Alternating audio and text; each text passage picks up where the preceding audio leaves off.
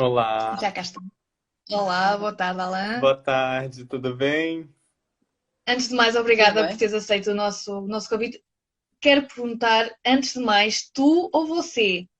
Pode ser você, assim, Pode ser você? na verdade, Ok. como vocês se sentirem mais confortáveis. Ontem eu Ok, tive, eu acho que isto vai sair assim um bocadinho espontâneo. sim, claro, mas é como vocês se sentirem mais à vontade. Para mim, o mais natural é sempre tratar por você, então eu vou sempre tratar por Ok, você, mas fiquem à ok. vontade. Ok, ok, tranquilo. Ok, vamos então começar pelas apresentações. Exatamente. Nós estamos aqui pelo coletivo LGBTI Viseu. Eu sou a Cláudia Eu sou a Ana Ferreira. e temos connosco hoje Alain Barbosa, do coletivo Queer Tropical. Olá, Alain. Obrigada por teres aceito o convite. Olá, boa E vamos tarde. então passar às apresentações. Sim, nós vamos fazer assim uma brevezinha apresentação de quem é o Alain, mas depois vamos querer que explores mais um bocadinho da tua pessoa e enquanto artista também. O Alain vem do Brasil e é licenciado em Ciências Sociais e está agora aqui em Portugal, nomeadamente em Aveiro, a tirar um mestrado em Ciência Política. E como a Cláudia já disse, faz parte do Queer Tropical, que é quem ele está a representar aqui hoje, mas também do coletivo Aveiro Sem Armários. E, Portanto, é uma pessoa multifacetada e está em vários sítios ao mesmo tempo. Alain, gostávamos que fizesse assim uma apresentaçãozinha, como é que foi, como é que começaste isto do teu percurso ativista, o que é que te fez ser ativista, não só em Portugal, mas se calhar também no Brasil, porque acredito que isso seja uma coisa que já venha do outro lado do mar, por Como assim é que dizer. isso começou? sim. Na verdade, não. Incrivelmente começou aqui, assim. Eu até estava ouvindo, né, na verdade, um podcast essa semana de um professor que eu tive aqui na Sociologia do Porto. É o professor Teixeira Lopes. Ele falava muito dessa duplo papel do sociólogo, né, de compreender e transformar o mundo. E aí, vendo a pergunta de vocês, eu fiquei pensando nisso, porque eu estudei ciências sociais, né? Então é um curso que é voltado para as questões da antropologia, da sociologia e da ciência política. E durante muito tempo eu me limitei, num certo sentido, a compreender o mundo, né? Nessa perspectiva. E não nem tanto a transformá-lo, né? Sempre tive mais ou menos envolvido com as questões políticas, sociais, culturais de uma maneira geral, mas não de uma maneira organizada, contínua, né? Só que alguns momentos na vida são muito chave para a gente ter esse despertar de consciência, eu diria, né? Então, no meu caso, nomeadamente, assim, quando eu cheguei a Portugal, eu cheguei aqui exatamente no dia do primeiro turno das eleições presidenciais do Brasil, né? Então, aquilo que para mim era um começo de vida, era uma nova fase da minha vida, claramente para o meu país também era, e numa direção extremamente oposta, né? Muito pior nesse sentido. E aí, assim, aquele primeiro resultado ali, logo de cara, já foi um grande choque, assim, né? Porque por mais que as pesquisas, as sondagens já indicassem uma vitória dele, eu fiquei me pensando, gente, como é que a gente chegou a esse ponto, né? Onde foi que a gente errou, né? Nesse percurso para que isso acontecesse, né? E onde é que eu poderia ter atuado, ter feito alguma coisa? Então, desde que eu cheguei aqui, já vinha com muito essa perspectiva de que eu estava vindo para estudar, sim, mas que eu também queria fazer alguma coisa, né? Que os problemas estavam aí e a gente tem uma parcela de responsabilidade muito grande, né? E pela primeira vez também em muito tempo, quando eu vim para Portugal, eu tive mais tempo, assim, porque eu sempre fui uma pessoa, eu sempre muito ocupada, estudava, trabalhava no Brasil e fazia muitas coisas, e morava numa cidade muito grande, morava uma metrópole de mais de 3 milhões de habitantes, a cidade que eu morava, então era aquela loucura, meu ritmo de vida. E quando eu vim para Aveiro, nomeadamente para Aveiro, né, que ainda é um lugar menor, uma cidade bem menor até, né, do que aquela que eu morava, sim, eu tive esse tempo para me dedicar, esse tempo para abraçar as causas, né? Eu só estava estudando, então foi aí que surgiu então essa vontade, esse desejo de contribuir mesmo, fazer alguma coisa, mas até então não sabia como fazer isso, até o momento em que isso foi no começo de 2019, nos primeiros meses ali de 2019, eu vi uma reportagem sobre o Queer Tropical não conhecia, né? Não tinha ficado sabendo dessa iniciativa. Vi uma reportagem que falava exatamente sobre essa questão das eleições e como o aumento da imigração de brasileiros em Portugal, né?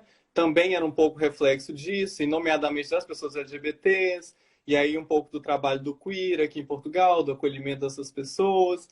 Fiquei interessado, então mandei mensagem, assim, falei que estava em Aveiro, eu vi que o grupo estava sediado mais ou menos no Porto, né? Era onde a maior parte das pessoas do queer se encontravam, e ali havia ali uma proximidade, né? Uma facilidade de acesso, então entrei em contato com o pessoal do queer, e foi ótimo, que era um período que eu realmente estava precisando me ocupar, assim, né? Eu estava num período, pessoalmente também, que era muito propício para que eu me engajasse em uma atividade como essa, então...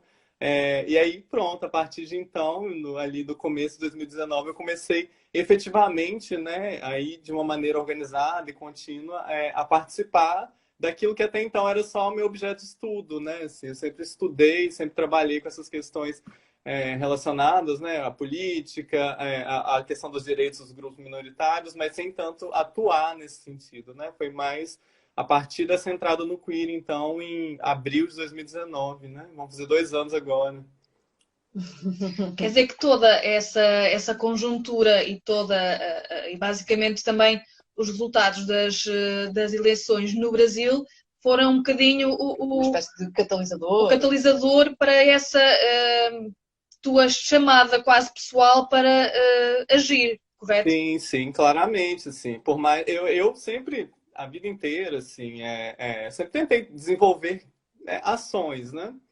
Então, até porque eu também venho de uma criação mais ligada à religião, então eu fui uma pessoa, por exemplo, na minha adolescência, eu estava distribuindo sopa na rua para os moradores sem abrigo, etc. Mas isso sempre sendo feito de uma maneira mais, sem tanto, né, uma continuidade. Foram sempre ações mais pontuais. Só que eu acho que a situação no Brasil chegou num ponto, e aí chegou mesmo, né? Porque a ideia é que é um pouco de um processo, que não termina em Bolsonaro, né? E também não começa em Bolsonaro. Isso é um Exatamente, contínuo sim. que a gente vem observando há muitos anos, né? Desde as questões da destituição da presidenta Dilma, enfim. A gente vê ali claramente, né? E Sim, continuamente. claro. Alguns sinais. Sim, a erva daninha não surgiu do nada, não é? Ela foi Não, tá. plantada e foi crescendo, não é? Exato, a gente já vinha ali, e a gente, principalmente na academia, né, na área das ciências sociais e humanas, que é de onde eu venho, a gente já há muito tempo também, já sempre com essa atenção. Mas aí deu aquele despertar, assim, no sentido de que, e também reconhecendo um pouco, e aí não posso deixar de falar isso, o meu lugar de privilégio, né? Porque Claro, sim. é muito fácil, de longe, observar o que está acontecendo no Brasil, né? Na segurança de estar em Portugal, que é um país, né, nomeadamente bem mais seguro para as pessoas LGBTs do que o Brasil. Então, também aproveitar um pouco esse lugar de privilégio, que não deixa de ser, para ajudar as pessoas, né? Aproveitar Sim, sim, né? sim, sim. Usar um Mas, pouco mas desse isso faz, privilégio de estar aqui para tentar impactar positivamente a vida das pessoas, né? Acho que também tem muito a sim, ver com esse reconhecimento, né? Claro. isso faz todo sentido, porque muitas das vezes nós bem, feliz ou infelizmente, nem toda a gente passa pelas mesmas questões e pelas mesmas dificuldades, não é? Sim.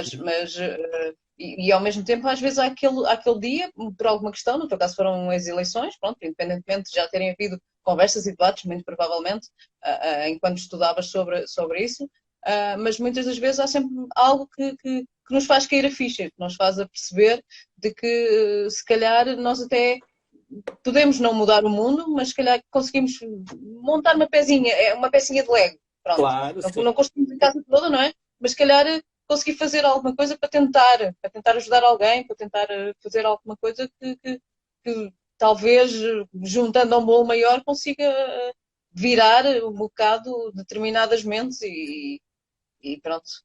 Sim, Foi então Para ver nesse um resultado mais contexto que em Portugal já cá estavas, não é? Já cá estavas a estudar, sim, correto? sim. E então decides juntar-te também ao Queer Tropical. Como é que foi essa aproximação do grupo? Já havia um trabalho antes de tu começares? Sim, sim, já havia. O queer, na verdade, então, também surgiu nesse contexto das eleições, né? Só então contextualizando um pouco esse processo de criação do queer. Ele surgiu literalmente após as eleições, assim. Foi um momento em que a Débora, né, que é uma pessoa que vamos dizer, que fundou o Queer, né? Criou um grupo no Facebook que se chamava, na época, Apoio à Comunidade LGBT Brasileira em Portugal, porque claramente, né, a gente sabe que o Brasil já tem um quadro bastante complicado para as pessoas LGBTs, naquilo que diz respeito à segurança, né, à preservação dos direitos. Então, a Débora, claramente, né, como acho que todos nós sacou que a tendência só seria de piorar dali em diante, e criou esse grupo no Facebook, né, o Apoio à Comunidade LGBT Brasileira em Portugal, que veio a se tornar o grupo Queer Tropical, que se tornou, na verdade, esse coletivo, né? Então, o Queer nasceu ali, naquele momento, muito nesse intuito de tentar ajudar as pessoas que, estando no Brasil, né, ali, quisessem vir para Portugal, né, que foi realmente um momento em que só para as pessoas talvez entenderem, gente, assim, o que aconteceu no Brasil foi uma coisa de loucos. Vou dar um passo atrás aqui só para contextualizar. Sim, Eu sim. tive vários amigos assim que correram para cartório, conservatório, né? Para casar, porque as pessoas estavam com medo né, da possibilidade do casamento diante de um governo Bolsonaro, aquilo ser desfeito, né? Dessas pautas mais conservadoras avançarem ainda mais no nosso Congresso. Então, vários movimentos aconteceram no Brasil naquele momento. Um desses movimentos que teve reflexo claramente aqui para a gente foi esse aumento da imigração, né? Que até hoje se vê muito no caso do Brasil, e aí de pessoas LGBTs, de fuga de cérebros, né? Pessoas mais qualificadas que estão indo embora do Brasil nesse momento. Mas também lá no Brasil o que estava acontecendo era isso. Assim, eu tive relatos de pessoas que correram para cartório para casar antes do fim do ano, antes, né, do governo efetivamente tomar posse, entrar em funções. Várias ameaças surgindo em grupos. Então, vários amigos meus receberam, por exemplo, na época do Carnaval de 2019, ameaças de que tal grupo e tal bloco de carnaval, blocos nomeadamente LGBTs, e estavam ameaçando, e era para tomar cuidado. Então, assim, foi um cenário absurdo, assim. Vou só fazer esse parênteses. Foi uma onda de ódio Saiu do armário, assim, total. Foi uma coisa que, claro, que sempre existiu no caso do Brasil, e os números estão aí para provar isso, mas que se tornou, assim, escancarado. E aí o queer surge, então, nesse cenário aí das pessoas procurando uma alternativa, né, querendo sair do Brasil e vir para Portugal, né, enfim. E aí Portugal tem essa questão histórica, né, a relação histórica com o Brasil, então acaba sendo sempre uma primeira porta, assim, né, uma primeira opção, vamos colocar, para quem deseja sair. Né? E até porque a língua facilita também. Foi? O facto da língua ser bastante grande. Nós sabemos que existem termos que são diferentes no dia a dia, a facilidade linguística não é muito mais simples. Claramente. E para um país onde a proximidade da língua é tão grande, do que propriamente para um país onde se fala uma língua completamente diferente. Não é? Claro. E isso faz todo sentido. Ou seja, neste sentido, para nós entendermos, pessoas que já estavam sediadas aqui em Portugal começam então a ajudar pessoas que queriam vir para cá, correto? Exato, sim. E então a dar apoio logístico e em todas as questões que fosse preciso. Sim, exato. Como é que foi o desenvolvimento do grupo? Sim, foi bem nessa perspectiva, né, de tentar encontrar formas de apoiar essas pessoas. Infelizmente, a gente não conta com recursos financeiros para fazer isso, então, desde o começo, o nosso principal ativo, né, nesse sentido, são as informações, né? Porque existem uma série de processos que dizem respeito à autorização de residência, à concessão de vistos, né? E até informações mais básicas, assim, a gente teve casos no começo de pessoas que não sabiam, por exemplo, que precisam de um passaporte. Nesse nível, assim, havia pessoas que procuravam que nem sequer tinham um passaporte, não sabiam sequer que necessitava de um passaporte para sair do país, assim. No caso, sair do país para Portugal, né? Então, era uma ajuda que, infelizmente, não podia, né? E continuou não podendo ser propriamente material e financeira nesse sentido. A gente não tem uma estrutura, a gente aqui, infelizmente, não tem uma casa, né? Para receber essas pessoas, para oferecer hospedagem. Sim, mas toda a logística consegue... portanto, há uma espécie de uma equipa que consegue apoiar as pessoas quanto ao que é preciso, Sim, não é? Exato. Em termos de documentação. Sim, ou seja, onde é que pode ir, onde é que podem ir recolher determinada informação, onde é que podem ir tirar determinado documento, como é que têm que Exato. fazer. Sim, sim, como funciona, então as modalidades possíveis, né? Porque você pode ter uma autorização de estudos, uma autorização para trabalho, você pode vir no Uhum. processo de reagrupamento familiar, você pode ter um parente europeu e conseguir uma cidadania europeia, né? Aqui no caso especificamente do espaço Schengen. Então, toda essa parte mais da informação, a gente, lá no começo, então a gente criou ali pessoas que já estavam aqui, a maior parte brasileiras, mas também algumas pessoas portuguesas também, né? Que nos ajudavam ali, ajudavam o coletivo nesse tipo de informação. E aí, claro que a gente foi ali naquele começo, pessoas que tinham experiência em determinados temas. Então, por exemplo, eu vim para Portugal na condição de estudante. Eu conheço, eu sei falar muito claramente sobre o processo de vinda para Portugal na condição de estudante, né? Outra Uhum. pessoa que veio, por exemplo, para trabalhar é uma outra experiência, né? O tipo Exato, de sim. autorização E é diferente. os trâmites legais que requerem, por exemplo, o visto de trabalho são diferentes de os trâmites que requerem algo para uma pessoa vir estudar, não é? São coisas Exato, completamente exato. diferentes, não é? Então, assim, no começo do quiz, no começo e até hoje, né, na verdade, a gente procurou sempre ter perfis de pessoas diferentes e não só nesse domínio, mas também até a questão da localização. Porque Uhum. também uma coisa, né, a gente sabe melhor do que ninguém, uma coisa, você vive em Lisboa, Lisboa tem um estilo de vida X, Sim, um custo de vida. Outra coisa claro. completamente diferente é você viver em Viseu, viver em Aveiro, Uhum. né, viver na Guarda. Então, até nesse domínio também de onde se vive em Portugal, a gente sempre procurou e sempre prezou também pela essa diversidade interna para que a gente conseguisse captar o máximo de experiências possíveis, né? Para poder passar para as pessoas também, né? Esses E relatos. segundo a vossa experiência, as pessoas já vêm para Portugal com alguma ideia de onde se querem fixar? Por exemplo, se querem fixar numa. Se querem ou se podem, não sei, também se deve colocar essa questão. Qual é o sítio onde as pessoas, como falavas agora, também tens pessoas no grupo que são de várias cidades diferentes, vários pontos diferentes. Sim, As pessoas, quando querem vir para Portugal, já têm alguma ideia de qual o sítio que se calhar se adequa mais, se vêm estudar ou se vêm trabalhar, depois também vai interferir com, se calhar, todo o processo que depois é preciso. sim. Ou seja, se vêm trabalhar para uma cidade mais pequena ou maior, todas as questões que vão ser precisas de habitação, isso depois também deve querer todo o especificidades diferentes, não? Sim, sim, claro. O que a gente tem observado é que claramente há uma concentração no litoral, né? E aí, nomeadamente, em Lisboa e no Porto, seja por uma questão de maior oferta de educação ou maior oferta de trabalho. Então, a gente até, inclusive, fez, né? A gente divulgou um inquérito de pessoas LGBTs brasileiras em Portugal. Já encerramos a coleta de dados, assim, então só antecipando um pouco os resultados, o que a gente viu claramente é que a maior parte das pessoas que responderam ao inquérito se concentram nas áreas metropolitanas de Lisboa e do Porto, né? Claro que a nossa amostra nesse trabalho não é exatamente não é representativa, né? A gente não tem nem sequer a dimensão do tamanho dessa população LGBT brasileira em Portugal, mas os nossos dados já um pouco confirmam aquilo que a gente já esperava, de que há uma concentração na região metropolitana de Lisboa e na área metropolitana do Porto, né? As pessoas acabam e aí vários fatores, acho que estão relacionados justamente a essa questão da oferta de trabalho, a Claro. oferta de educação, que acaba sendo um pouco maior, mas a Cultural, gente tem sim. casos de pessoas espalhadas, assim, um pouco pelo interior também. Eu acho que essas circunstâncias, essas situações também vão aparecendo, né?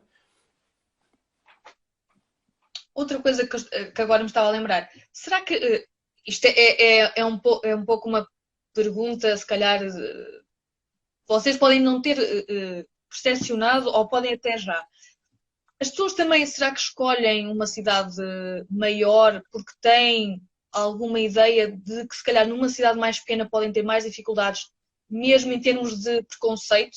Sim, Acho sim. que se calhar portugueses numa cidade mais pequena vão colocar mais entraves à vinda dessas pessoas para uma cidade mais como Viseu, por exemplo. Sim, o que eu vejo muito, assim, algumas pessoas efetivamente fazem essa pergunta pra gente, né? E aí, eu acho que não só em relação a essa questão de alguma forma, tentar evitar o preconceito, mas também de encontrar um lugar em que ela possa se expressar. Então, o que as pessoas perguntam muito, costumam perguntar muito, eu já respondi essa questão algumas vezes no Queer, se a cidade tem balada gay, né, balada LGBT. Então, até essa própria percepção de como é até a vida noturna da cidade, se tem espaço, se ela vai poder socializar, se ela vai poder, enfim, fazer amigos, se ela vai poder se expressar, né? Porque também a gente claramente há uma diferença muito grande, né? Entre Claro. você, até a roupa, enfim, tudo que a sua performance, né? No sentido performance de gênero, de uma cidade maior em relação a uma cidade mais do interior, assim. Então, alguns casos, sim, as pessoas perguntam, elas querem saber como é a vida, situações de preconceito, e a gente tenta, claro, ser o mais honesto nesse sentido, né? Na hora de passar essa Claro. resposta, assim.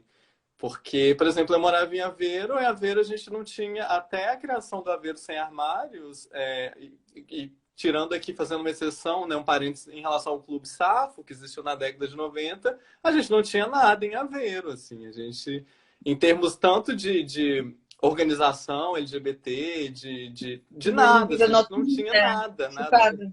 rigorosamente nada. Tinha alguns lugares friendly, né, declaradamente friendly, mas não havia propriamente nada assim que dinamizasse ali as questões LGBT na cidade, né? Então isso acontece e as pessoas têm esse interesse de saber, sim, elas perguntam, pelo menos para mim, quando eu converso, já me perguntaram o que, que eu acho e em relação a essas questões, né?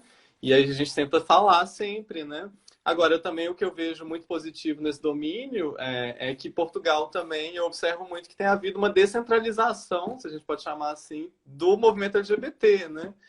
Eu Pois, por acho exemplo, que com a criação da marcha em Aveiro, também sim.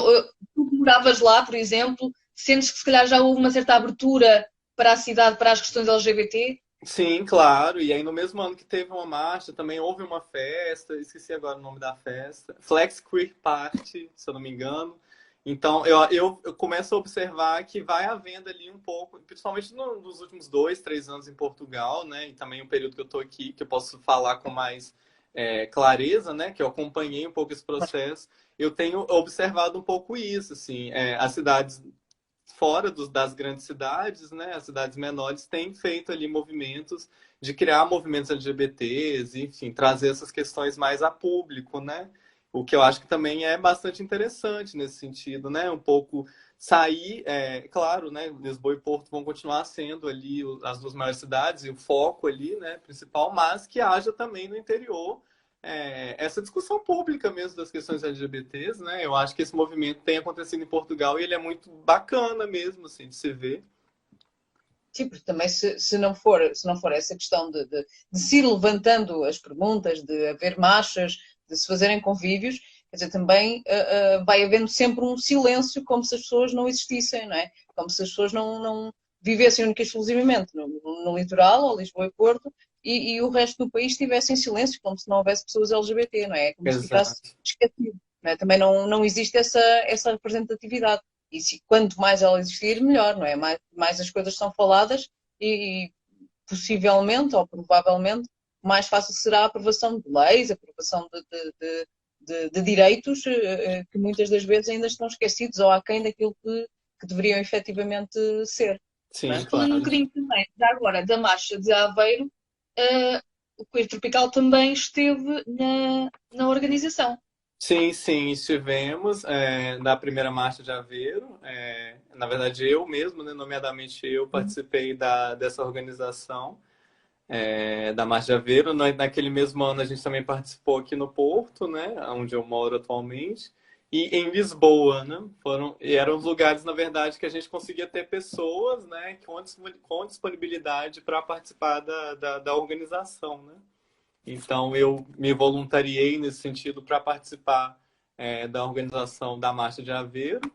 E aí, a partir disso também, logo depois que passou a marcha, a gente se reuniu, né, as pessoas que estiveram mais diretamente ligadas à organização da Marcha de Aveiro, e a gente decidiu fundar um coletivo em Aveiro, né, para que as ações elas tivessem um caráter mais contínuo, né? Porque a marcha é uma vez no ano, a gente faz, Claro, acaba. É claro que dá muito trabalho, então dizer que a gente faz uma vez claro. no ano não quer E é dizer que a importante a gente. visibilidade.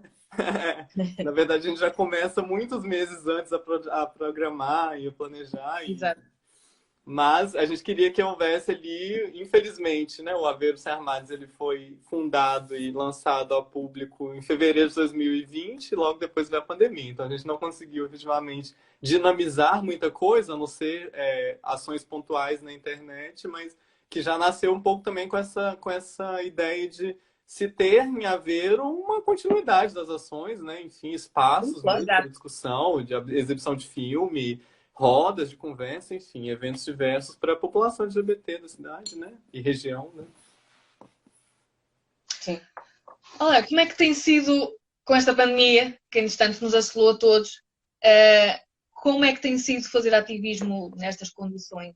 Sim, como é que vocês no Queer Tropical têm feito? Como é que, os projetos que calhar que tinham pensado? Como é que isto está a correr? Sim, então, do ponto de vista da nossa organização, eu acho que isso não afetou muito, porque o queer ele já nasceu e se mantém com uma dimensão muito ligada à própria internet, né? Então, o Uhum. nosso trabalho ali, a maior parte, o queer não tem uma sede física, né? Só esclarecendo, então, nós temos pessoas que colaboram com o queer. Hoje em dia, elas estão concentradas geralmente nos distritos do Porto, Aveiro e Lisboa.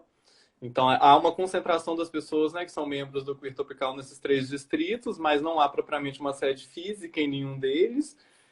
Então, a gente sempre teve um trabalho que sempre utilizou muito, muito, muito a internet e as redes sociais, tanto para o nosso trabalho quanto para a nossa organização interna, né, no sentido de como a gente gere efetivamente o Queer Tropical.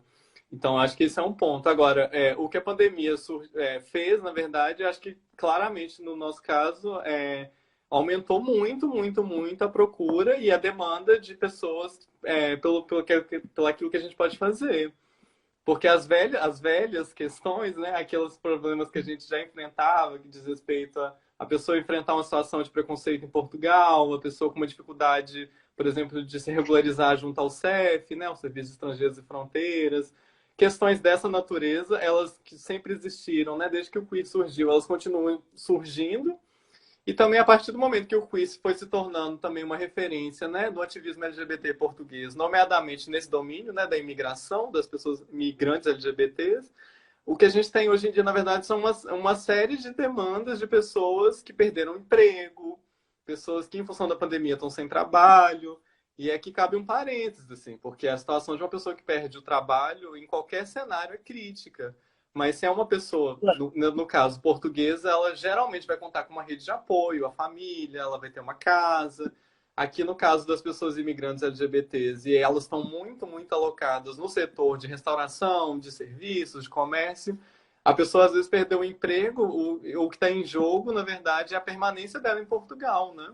Então a gente tem Sim. tido muitas e muitas demandas em relação a questões de desemprego, a perda de rendimentos, questões ligadas também muito, muito fortemente à saúde mental. Então, eu acho que a pandemia, na verdade, ela veio agravar, né? Porque a gente continua tendo os mesmos problemas que a gente sempre teve, que diz respeito ao CEF, pessoas com problemas junto ao CEF, pessoas com problemas para acessar, às vezes, o Serviço Nacional de Saúde, que são questões que a gente sempre teve e que continuam tendo, né?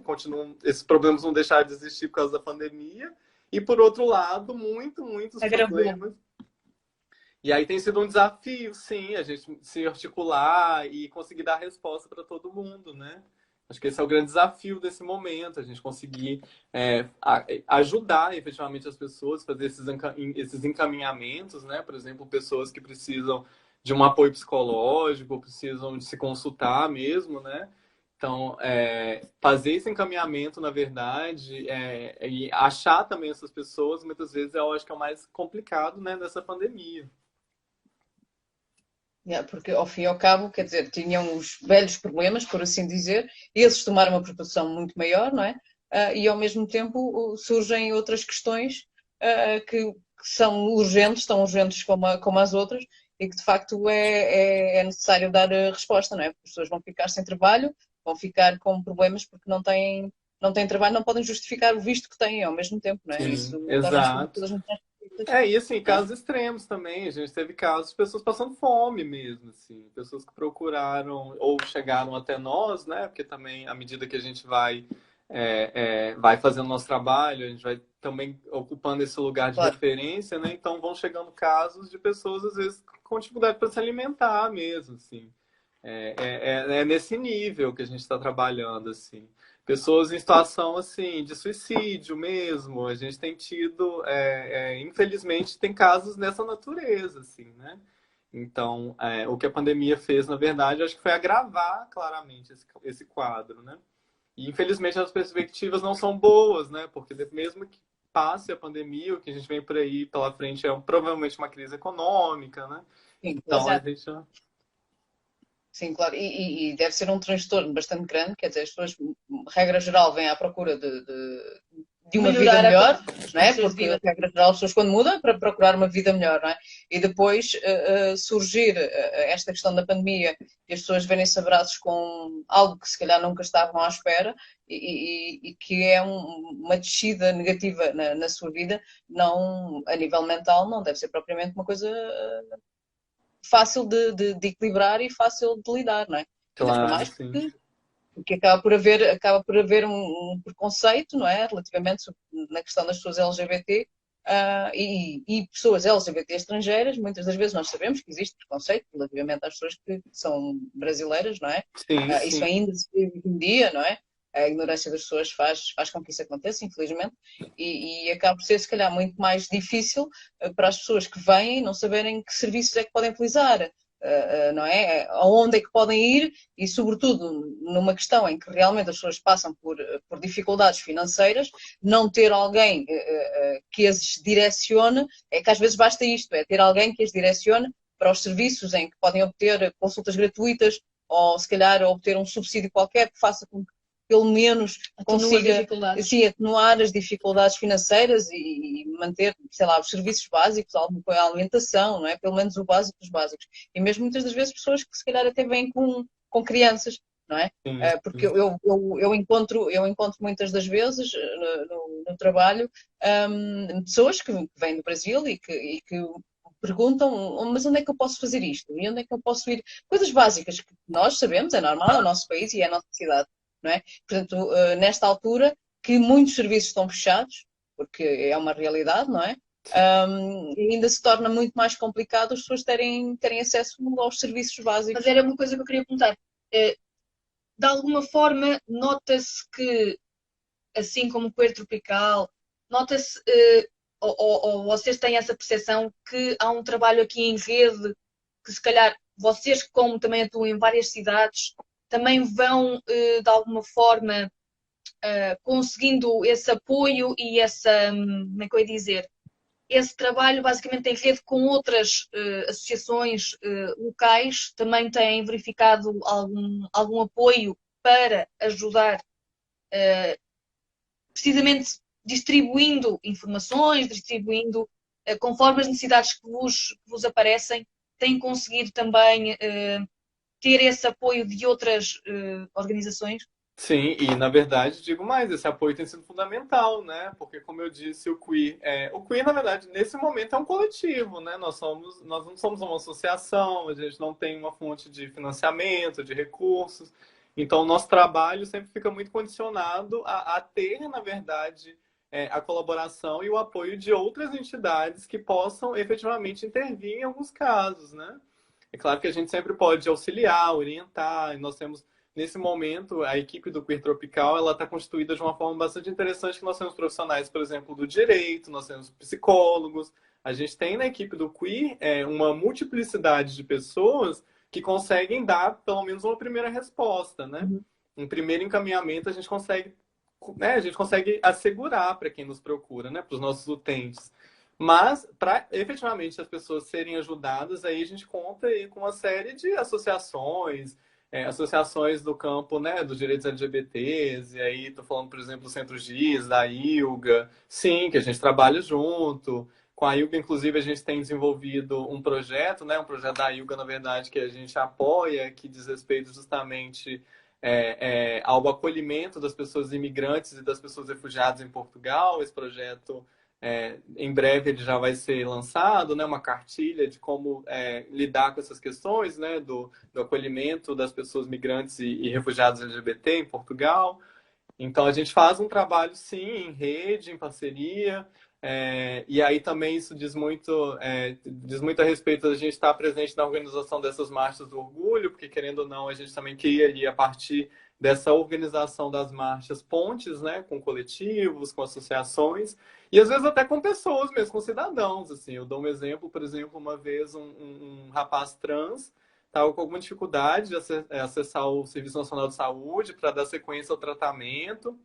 E aí eu nem lembro direito qual era o problema, que ele não tinha o número de utente, enfim, eu não lembro exatamente qual era a situação, mas uma pessoa do QI entrou em contato diretamente com uma médica, assim. Então, às vezes, a gente consegue ajudar, e a forma como a gente tem de ajudar são pessoas, né? São cidadãos que ajudam, Exatamente. que a gente diretamente entra em contato com essa médica específica para que essa médica pudesse fazer esse atendimento para a pessoa tomar a testosterona e não parar o tratamento dela, né? Que já vinha sendo feito desde o Brasil. Então, claramente a gente conta aí com um apoio nesse sentido de tanto pessoas físicas nesse sentido, quanto associações e coletivos aqui em Portugal. Da mesma forma, claro, que a gente também sempre tenta auxiliar, por exemplo, durante a pandemia. O que era muito comum durante a pandemia, nesse momento, né, no caso, pessoas que perderam emprego e tal, e ia procurar algumas instituições portuguesas, e essas instituições encaminhavam para a gente auxiliar na procura de emprego. Isso tem acontecido muito, por exemplo, né? Que a gente tem um grupo no Facebook também Sim. relacionado a isso, essa dinâmica mais laboral, né? Que é o Queer Jobs. Então, o contrário também acontece, né? A gente aciona as instituições parceiras quando é necessário, mas elas também nos procuram para lidar com casos que dizem respeito a essa realidade, né? Também é importante ter o know-how das pessoas no campo, porque lá está, nós também temos feito a noção disso. Eu não conheço, por exemplo, nenhum centro de emprego em Portugal que esteja à partida incorporado com pessoas LGBT ou associações LGBT que possa diretamente responder a certas questões. Portanto, essa procura de associações ou coletivos que tenham esse conhecimento específico também é muito importante. Ala, mudando aqui um bocadinho o foco da nossa conversa, se calhar em termos um pouco mais políticos, Sim. como é que analisas aqui um bocadinho comparativamente Portugal e o Brasil? Como é que estamos? Sabemos que estão em situações um bocadinho opostas, Sim, sim. mas esta como é que tens, por um lado, o Brasil, a situação como está, e esta evolução que já falaste um pouco também, desde o tempo em que tu fixaste Sim. cá. Que verificas em Portugal, não é? A Sim. acontecer, desde que cá estás, e estamos a falar de pouco tempo, portanto, é notório que Portugal vai evoluindo, a passos pequenos, mas vai evoluindo, não é? O que é que achas, como é que vês essa evolução comparativamente com o Brasil, não é? Sim, sim. São países, eu acho que tem uma curiosidade engraçada. São países, claro, que são muito próximos historicamente, né? Há uma relação histórica constituída entre os dois países. Uma matriz cultural e social muito próxima também, se a gente quiser denominar dessa forma, né? Catolicismo, os valores, né, do catolicismo. Foram duas ditaduras que duraram bastante tempo durante o século XX, com o mesmo lema, o mesmo enfoque, essa questão de Deus, pátria, família, e aí família que é a família heterossexual, monogâmica. Então a gente tem aqui matrizes que são bastante próximas, sim, de fato. E aí eu acho que ainda hoje o que a gente observa é que eu particularmente considero que são dois países que têm gravemente o problema do preconceito, da discriminação, ainda que, e aí é importante fazer essa nota, eu acho que aqui em Portugal isso tem contornos muito menos violentos do que no Brasil. Eu acho que o preconceito aqui ele é muito mais, até no nível mais simbólico, não que não exista, claro, situações, né, de violência física, mas, de uma maneira geral, ele é muito mais simbólico e no Brasil ele é mais violento nesse sentido. As pessoas são brutalmente assassinadas e os dados estão aí para mostrar isso, né? E aí essa evolução é engraçada, porque no Brasil, o que eu vejo, na verdade, é que a política brasileira ela ainda está muito atrelada aos interesses de uma classe dominante que é conservadora. É o que a gente chama no Brasil da bancada BBB, não é Big Brother Brasil, é a bancada Boi, Bala e Bíblia, que domina a política brasileira desde sempre para sempre e continuará dominando, independentemente de quem governe, seja a esquerda, seja a direita, seja o que for. A gente tem no Brasil, desde 1991, se eu não me engano, eu posso estar enganado com o ano, foi quando o primeiro projeto de lei pela legalização, né, do casamento igualitário, o casamento entre pessoas do mesmo sexo, foi até a Marta Suplicy, curiosidade, que levou esse projeto de lei, né, encaminhou esse projeto de lei no nosso Congresso. Isso nunca passou e nada passa no caso do Brasil. Nenhum projeto de lei relacionado à proteção dos direitos LGBTs, cidadania LGBT, passa. Isso é fato, isso acontece. E aí não só dos direitos LGBTs, a gente tem que pensar também aqui em um conjunto de direitos, diz respeito, por exemplo, à interrupção voluntária da gestação, não tem no Brasil, não passa, ao uso recreativo de cannabis, não passa, isso não tramita no Brasil. Há ali claramente uma coligação, a gente pode chamar dessa forma, extremamente conservadora e cada vez mais ligadas às igrejas evangélicas, isso também é importante ser dito nesse momento, né? O lobby evangélico, a força que essas igrejas neopentecostais têm tido na política brasileira de dar as cartas do jogo tem sido cada vez maior e isso vem acompanhando também o crescimento, né, dessas igrejas em termos de adeptos, de fiéis nesse sentido ao longo dos anos.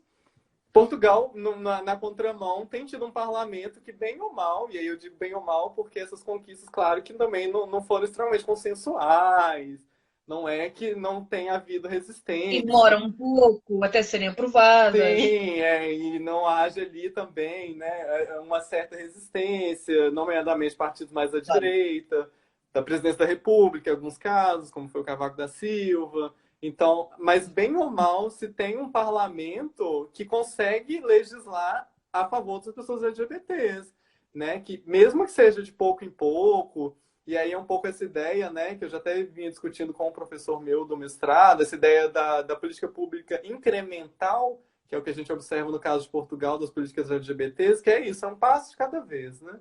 Então, primeiro aprova-se isso, e aí, não, isso aqui já é muito para a sociedade portuguesa, então vamos esperar, e aí depois de algum tempo aquilo volta e é aprovado, já há mais ou Sim, menos sim. um tempo da sociedade assimilar aquela mudança e ir mudando progressivamente. No caso do Brasil, a gente não consegue dar o primeiro passo. Assim.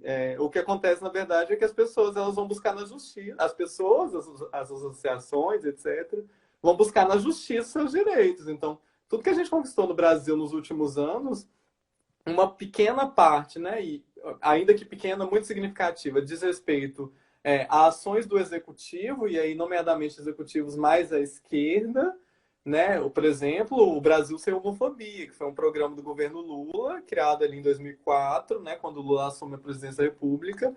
Foi a primeira iniciativa mais organizada que a gente teve no Brasil no sentido de lidar com essa questão da homofobia.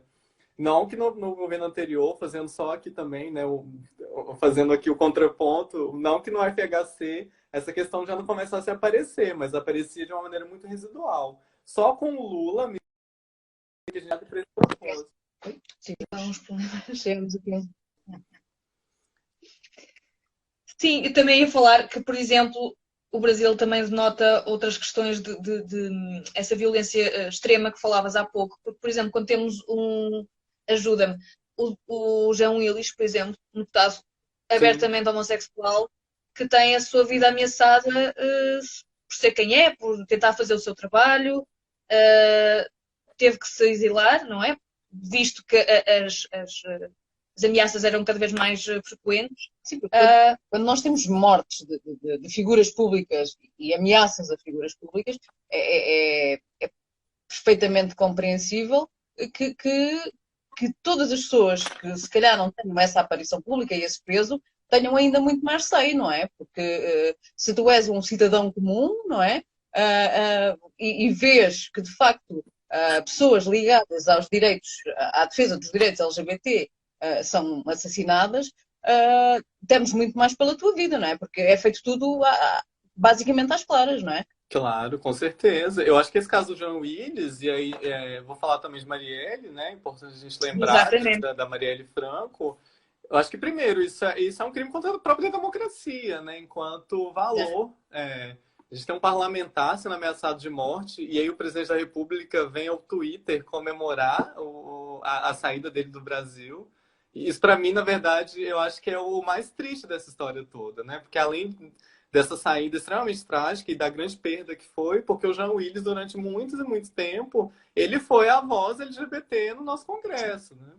Hoje em dia, felizmente, você ainda tem mais representação dessas questões, inclusive com o próprio Davi Miranda, né, que foi o suplente do Jean Willis, que assumiu o mandato quando o Jean Willis recusou, né, renunciou ao mandato. Mas o Jean sempre foi esse símbolo mesmo. Ele simbolizou essas lutas contra o conservadorismo, enfim, né, contra essas forças aí ocultas da política brasileira. Então, eu acho que é um problema que também diz respeito à própria fragilidade do sistema democrático do Brasil.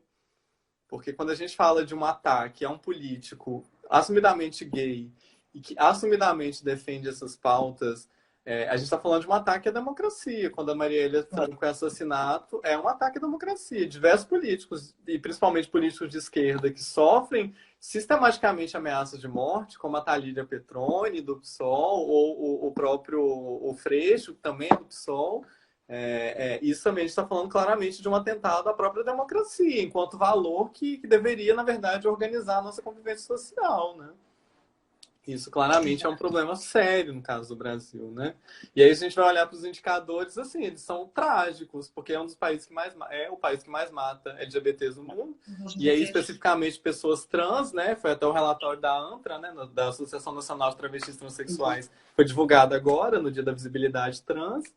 É um país que mais mata ativistas do mundo também. A gente está na liderança de uma série de rankings péssimos. De morte de pessoas militantes, né, de ativistas, de morte por motivos políticos também. A gente teve vários casos agora, no ano passado, nas eleições autárquicas, né, as municipais do Brasil, candidatos que foram assassinados antes mesmo da eleição acontecer. Então, no Brasil, a gente tem uma série de problemas aí que diz respeito à própria fragilidade do sistema democrático, né? Verdade. Esperemos que Portugal aguente aqui o barco e não enverede por esses caminhos. Sim, tomara. Vamos lutar por isso. Vamos lutar por isso, não é? Posto este panorama, o que é que, na tua opinião, no caso do Brasil, se calhar não vamos por aí, porque há muita coisa a fazer, Sim. claramente. Mas no caso português, o que é que seriam os próximos passos? O que é que ainda falta fazer no momento mais imediato? Sim, essa questão é interessante porque quando eu penso particularmente nas políticas públicas, né, voltadas às pessoas LGBTs, eu sempre penso na questão da transversalidade, porque a política pública voltada à população LGBT, é claro que ela pode estar alocada ali numa pasta, né, numa secretaria, no caso da secretaria da Rosa Monteiro, né? A gente pode alocar ali naquela pasta as políticas, mas elas têm, por natureza, um caráter interseccional nesse sentido. Então, elas envolvem questões de saúde, né? Questões de saúde mental, e aí voltando àquilo que a gente já falou, questões de educação, porque a discriminação, o preconceito só vão acabar quando as pessoas forem educadas para respeitar a diferença. Então, eu penso em políticas de educação, eu penso em políticas de assistência social para as pessoas que são mais carenciadas, que muitas vezes não conseguem acessar o mercado de trabalho. Então, há uma série de segurança pública, né, para o enfrentamento e combate a essas práticas que são de caráter mais discriminatório. Então, quando eu penso na política pública voltada para a pessoa LGBT, eu penso nesse caráter mais interseccional dessas políticas, que deve haver esse caráter mais interseccional.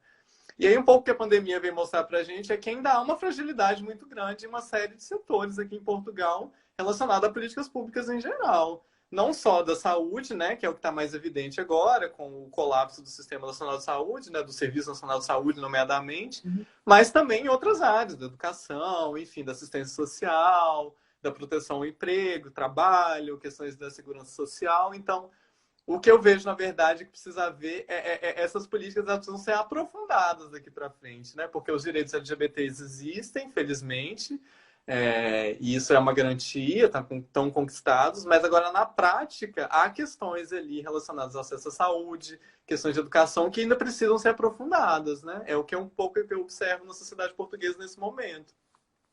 Sim, Há muitas lacunas. É uma espécie de reestruturação global. Não dá para mexer só num sem mexer nos outros todos, não é? Claro, Porque sim, exato. se nós continuarmos a ter uma educação com defeitos, Com reservas, não que é? não se falem de determinados temas. Com tabus, nós vamos ter adultos que vão ser profissionais das diversas áreas com tabus e com preconceitos e a ter atitudes discriminatórias, não é? Sim, claro. Acaba por ter que ser feita uma reestruturação global. E toda uma educação nos vários setores, não é? Para, de facto, a possibilidade de as pessoas, quer nos seus locais de trabalho, na sociedade em geral, em todos os lugares vão encontrar pessoas LGBTs. Portanto, as pessoas existem. Agora, calha a cada um também saber o que não fazer e bastava simplesmente tratar as pessoas como pessoas, coisas que nem sempre se verifica, não é? Sim, claro. E digo mais, assim, também, eu acho que uma segunda parte a essa resposta seria entender que dentro desse bolo que a gente chama, né, de comunidade LGBTQIA+, há diferenças muito significativas, né? Então, a gente tem pessoas... E aí, falo muito do trabalho do queer, pessoas migrantes, pessoas nacionais. São realidades muito distintas em diferentes contextos, né? Há mulheres e homens. Enfim, há aqui uma série de questões também para o desenho dessas políticas voltadas à população LGBT que precisam ser pensadas, né? Não dá para a gente identificar o LGBT nesse estereótipo, né, clássico do homem e gay, né?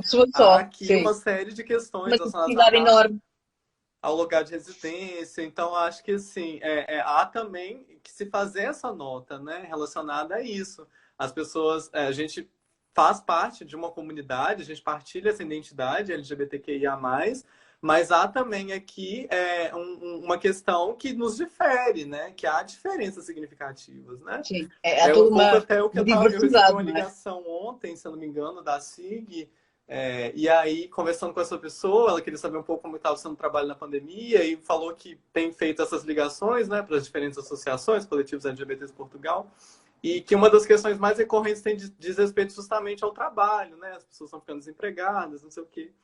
E aí eu estava falando com ela que no caso das pessoas que a gente atende é até uma questão mais crucial, porque perder o trabalho para uma pessoa que está aqui em Portugal, até a própria permanência dela está condicionada a isso, né?